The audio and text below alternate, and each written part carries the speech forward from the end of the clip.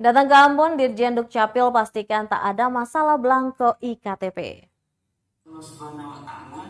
Direktur Jenderal Dirjen Kependudukan dan Pencatatan Sipil Dukcapil Sudan Arif Fakrullah pastikan stok belangko IKTP di Kota Ambon tak bermasalah. Hal itu ia sampaikan saat berkunjung ke Ambon sekaligus rapat kerja nasional Rakernas Peningkatan Pelayanan Administrasi Kependudukan dengan program Dukcapil Belajar seri ke-17 secara virtual di kantor Disdukcapil Ambon Jumat 20 Mei 2022. Sudah menuturkan berapapun jumlah belangko IKTP yang diminta oleh dinas akan dipenuhi. Mengingat terbatasnya belangko sering jadi alasan lambatnya pelayanan di Dukcapil. Lanjut Sudan kedatangannya ke Ambon untuk memastikan pelayanan administrasi kependudukan berjalan baik di Kota Ambon. Dia pun berharap Disdukcapil bisa melayani lebih baik.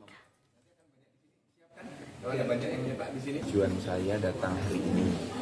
Pagi ini ingin memastikan layanan Adminduk di Kota Ambon berjalan lebih baik. Ya, layanannya lebih cepat dan bisa membuat masyarakat lebih nyaman. Dan alhamdulillah ini sudah berbeda daripada setahun yang lalu. Tahun 2020 akhir ya, sebelum pilkada, 1,5 tahun yang lalu saya kesini, sekarang sudah jauh lebih rapi.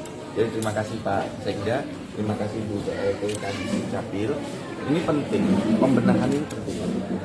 Dan tadi saya dapat informasi juga bahwa layanan sekarang bisa lebih cepat.